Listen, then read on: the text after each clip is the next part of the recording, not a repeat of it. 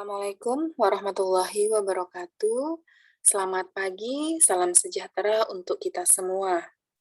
Perkenalkan, nama saya Willy Sukmaning Tias, biasa dipanggil dengan Bu Wilis, seperti itu.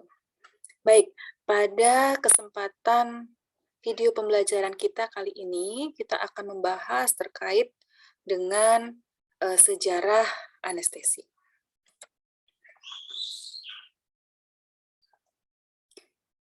Ya, sebelumnya perlu kita ketahui terlebih dahulu tentang apa sih definisi dari anestesi itu, ya.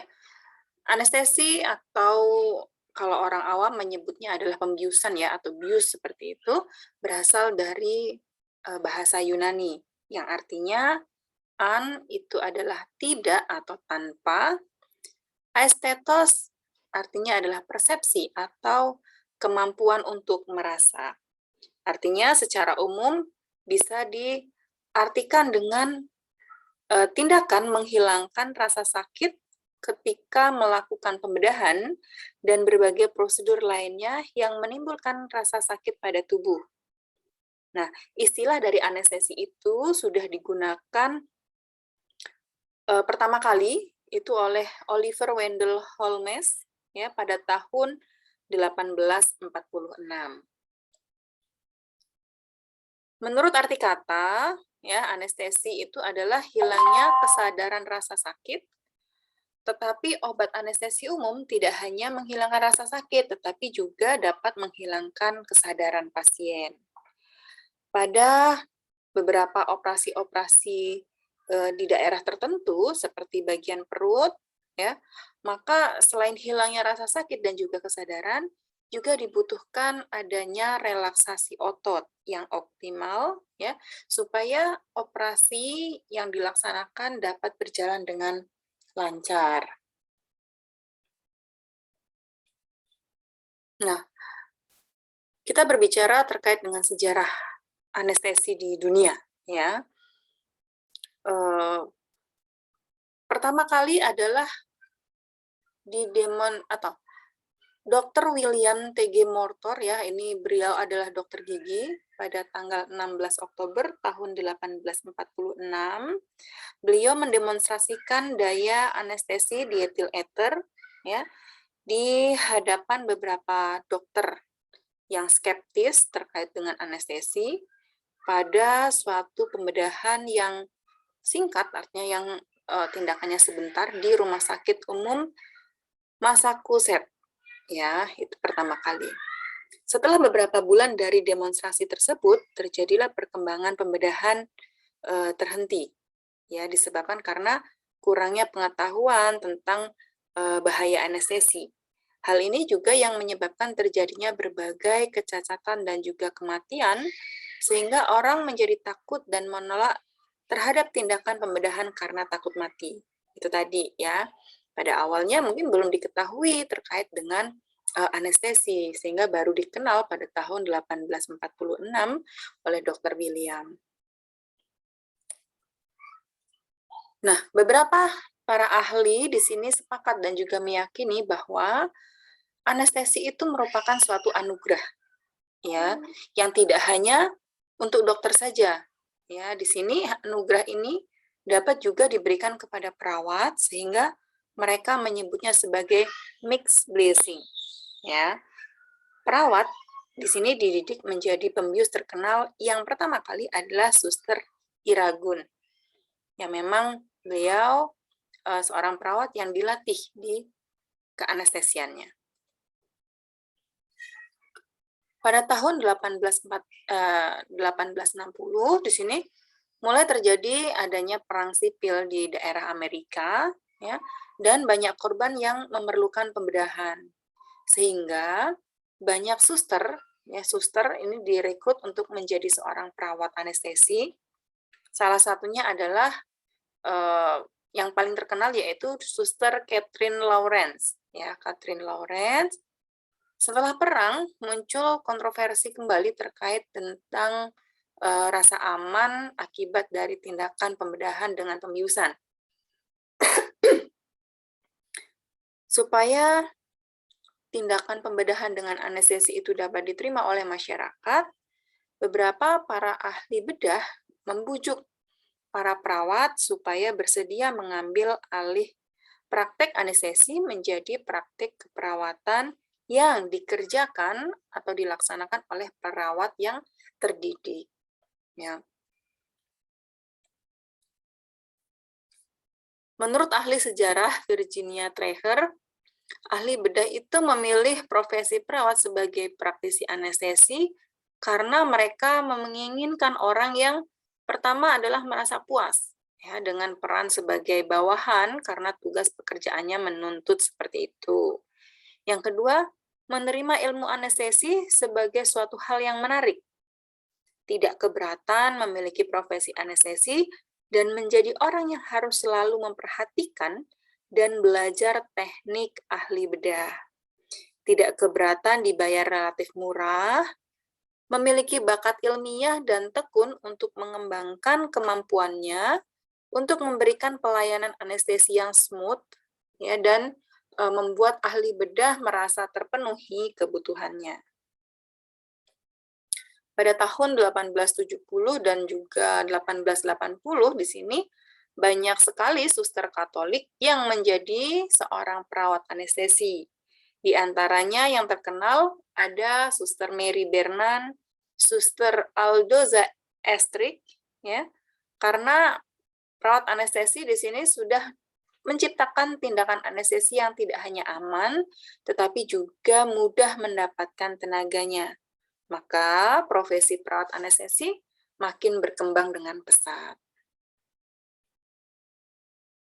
Terkait dengan sejarah pendidikan anestesi, ya, institusi pendidikan perawat anestesi yang pertama di sini dipimpin oleh perawat anestesi dan mendidik perawat serta dokter yang ingin menjadi praktisi anestesi. Institusi yang terkenal adalah di Minnesota, di Rumah Sakit Santa Mary Hospital, ya, jadi salah satu cabang dari Rumah Sakit Mayo Clinic yang dipimpin oleh ahli bedah, yaitu tadi yang pertama yaitu Dr. William Worrell Mayo, di mana Suster Alice Magau adalah guru anestesinya. Ya, Suster Alice Magau juga adalah perawat anestesi yang paling terkenal pada abad 19 dan beliau menerima penghargaan internasional dan diberikan titel The Mother of Anesthesia. Jadi kalau ditanya siapa ibu anestesi, yaitu Suster Alice Magau pada tahun 1889. Di sini Suster Alice Magau memberikan anestesi ether dan kloroform ya dengan teknik open drop dengan pengamatan yang sangat cermat terhadap tanda-tanda dan kedalaman stadium anestesi, observasi tanda vital, manajemen pernafasan yang sempurna, serta ditambah dengan empati dan juga penanganan yang feminim sehingga menghasilkan anestesi yang aman dan juga nyaman. Alice Magau melaporkan penggunaan ether dan kloroform dengan teknik open drop tanpa terjadinya mortalitas atau kematian. Hal ini kemudian yang menjadikan tonggak dan menetapkan legalitas anestesi sebagai bagian dari keperawatan. Pada tahun 1908, ahli bedah George Crile mendirikan pusat pendidikan perawat anestesi yang kedua, ya, yang besar di Lakesit Hospital di Cleveland, Ohio, dan merupakan afiliasi dari Western Reserve University.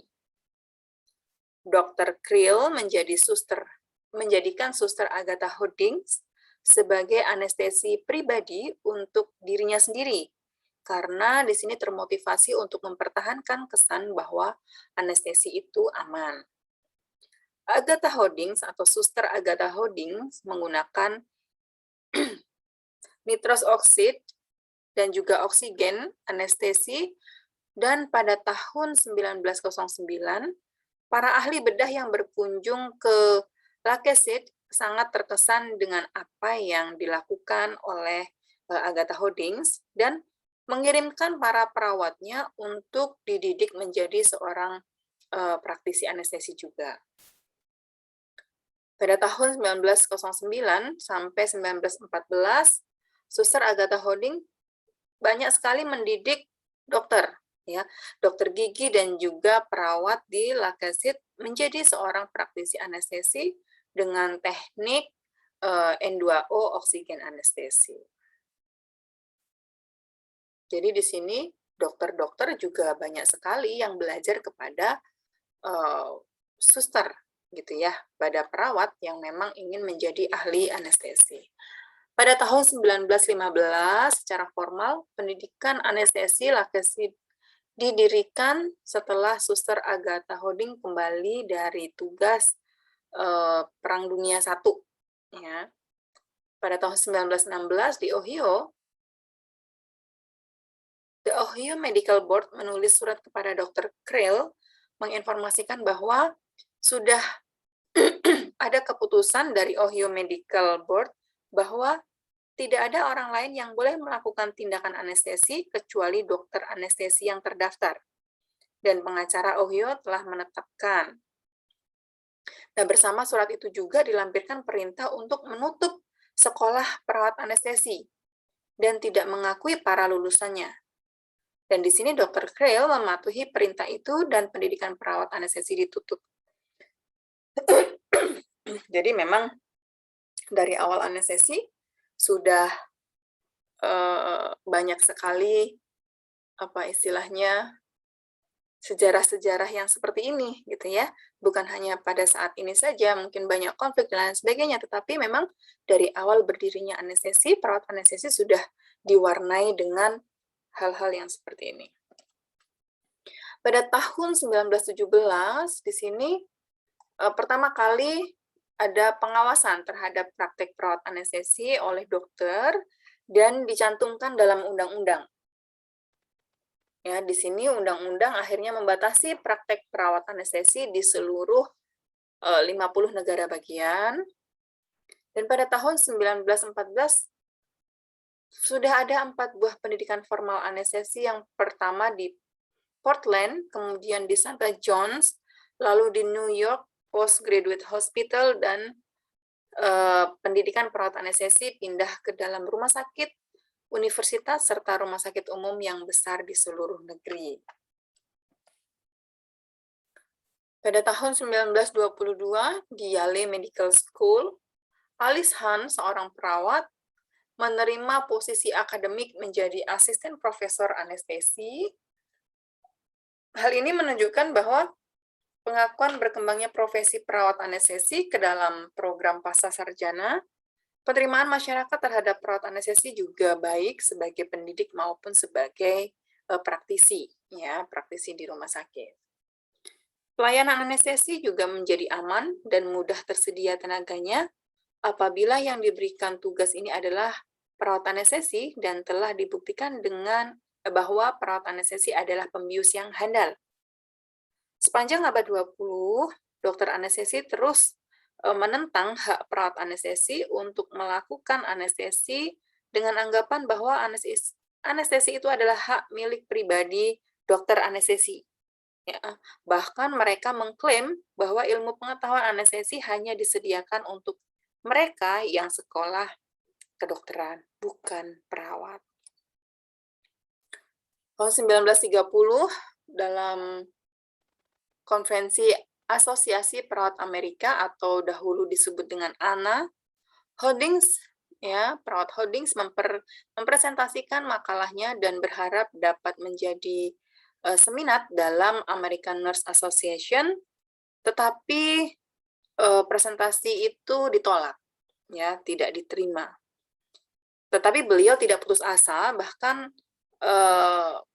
lebih bersemangat dan akhirnya mendirikan National Association of Nurse Anesthesia. Jadi bukan internasional ya, tapi masih nasional pada tahun 17 Juni 1931, dan hanya ada 40 perawat anestesi yang mewakili 12 negara bagian bertemu di ruang kuliah Lacazette Hospital. Mereka menandatangani naskah, ya, memilih pengurus dan presiden, dan menyusun ADART-nya.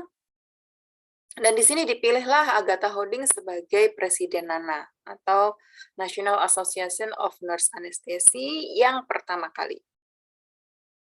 Ya, mereka satu persatu perawat anestesi bergabung menjadi Organisasi Nasional Perawat Anestesi. Saat ini namanya berubah menjadi ANA, American Association of Nurse Anesthesia, karena memang posisinya berada di Amerika saat itu. Bagaimana sejarah perawat dan juga pendidikan anestesi di Indonesia? Pada akhir abad ke-19, antara akhir 19 sampai awal 20 di sini ya, pemerintah Belanda masih berkuasa di Indonesia. Mereka mulai mendidik orang-orang pribumi untuk menjadi tenaga kesehatan. Ya, baru tenaga kesehatan. Dulu disebut dengan juru rawat atau mantri, ya.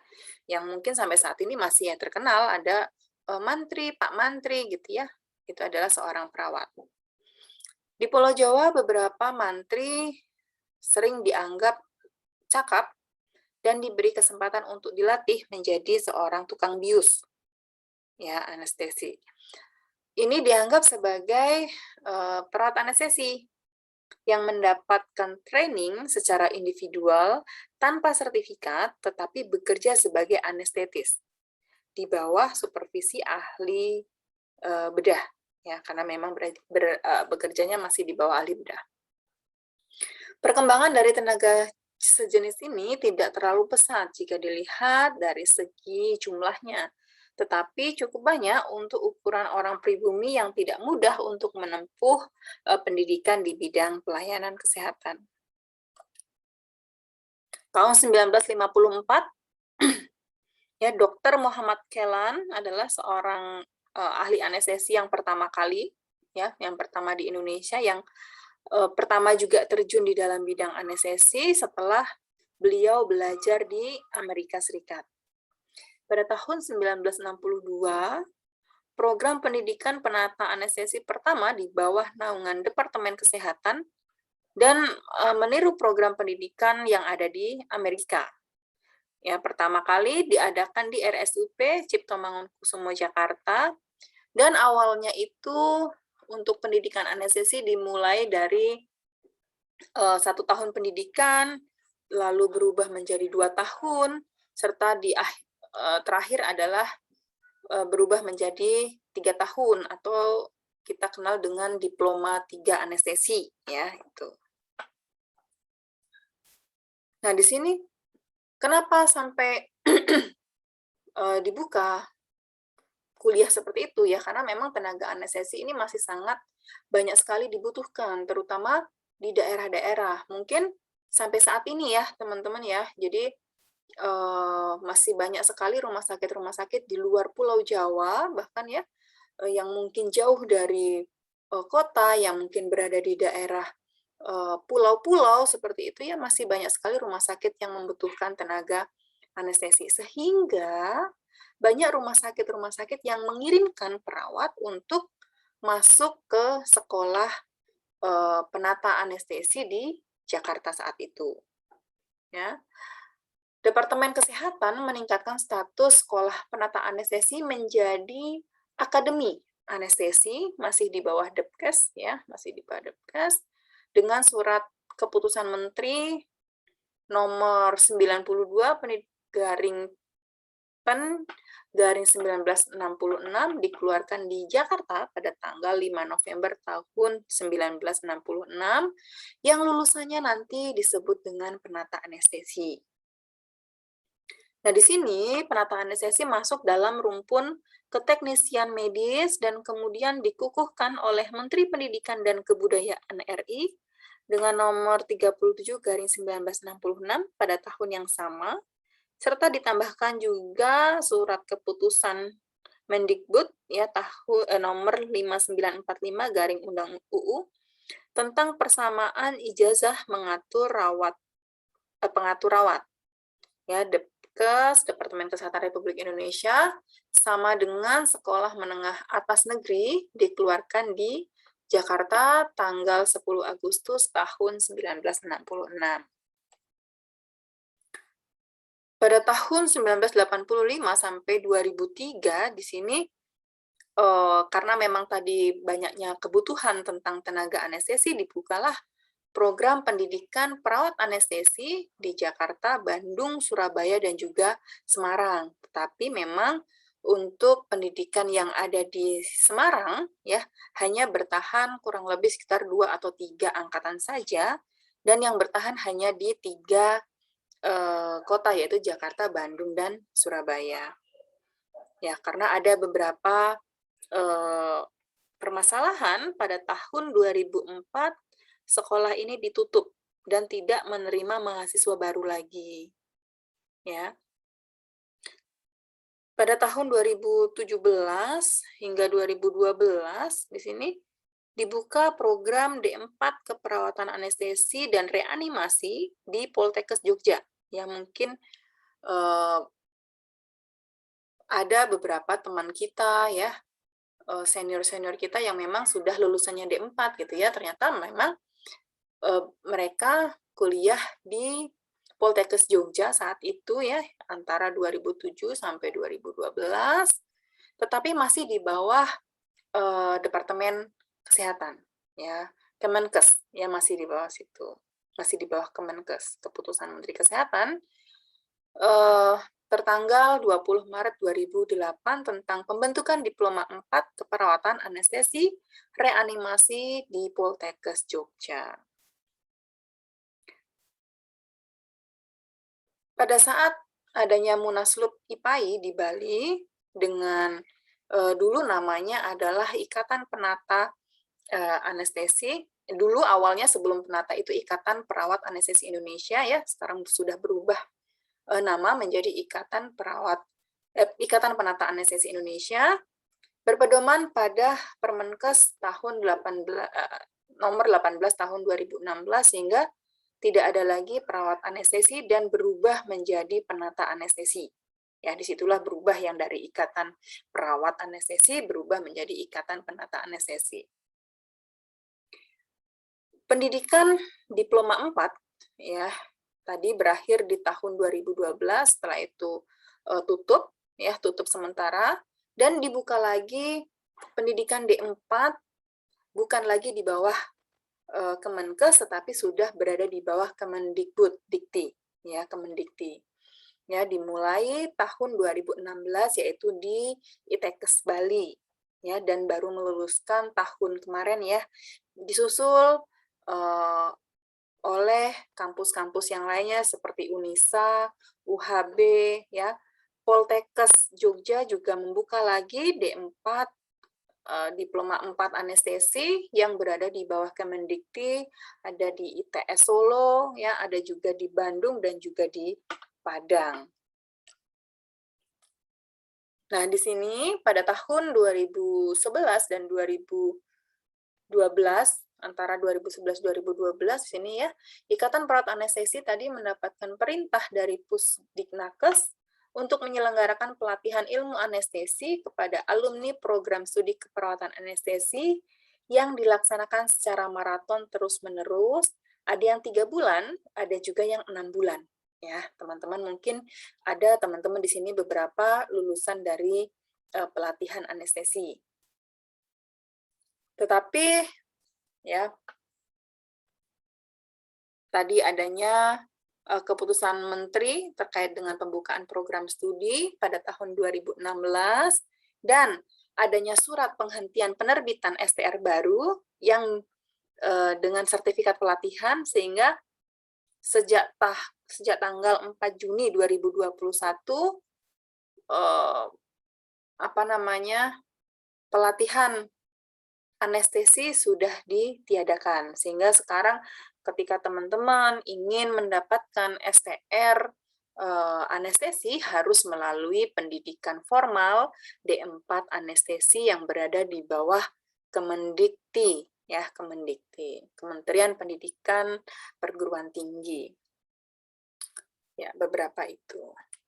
Oke, ya mungkin itu terkait dengan sejarah anestesi tidak terlalu banyak yang bisa disampaikan, mungkin nanti bisa teman-teman mencari sendiri terkait dengan sejarah, karena memang kita ada namanya HIPANI, ada juga IPAI, ya sama-sama memang lahirnya bersamaan ya dari perawat anestesi. Ya nanti apa namanya perpecahannya ada di mana, silahkan teman-teman mencari informasi sendiri. Terima kasih, sampai ketemu di video pembelajaran berikutnya. Wassalamualaikum warahmatullahi wabarakatuh.